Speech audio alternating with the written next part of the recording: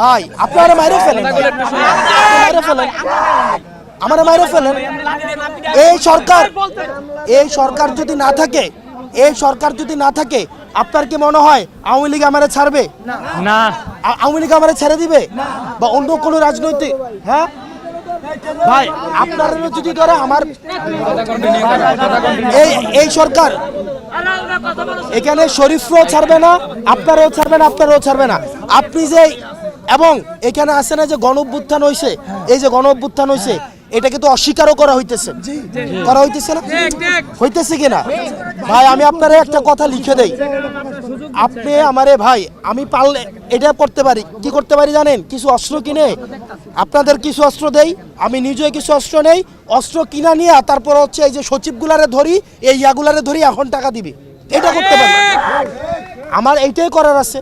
আমরা চাইছিলাম কি দেশটা সুন্দরভাবে চলুক, এই কারণে তো উপদেষ্টারা এই না সৎ উপদেষ্টারে দিলাম। আর সৎ উপদেষ্টারা যে এত আমলা নির্ভর হবে এটা তারা আমরা বুঝি নাই। তারা দেখি হচ্ছে আরো বেশি তারা নিয়মতান্ত্রিক। নিয়ম কি? একটা স্লিপ একবার দিছে, এটা স্বাস্থ্য অধিদপ্তরকে দিছে, এটা আবার আরে ভাই আমি হসপিটালে ভর্তি, আমার আবার হচ্ছে MIS এর কি ভাল লাগবে? ভাই আমি কথাগুলো একটু শুনেন।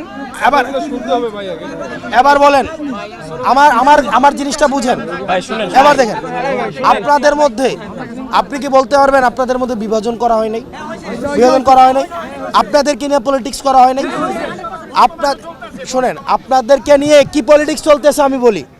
আপনাদেরকে গতকাল যখন ওখানে বসেছিলেন ইয়ার সামনে প্রথমে নামছেন, আমার সাথে মিটিং করতে আসছে, আয়শা বলতেছে ভাই ফাইন, আমাদের কয়েকজনকে করে দেন, ব্যবস্থা করে দেন, আমরা আন্দোলন থামাইতেছি।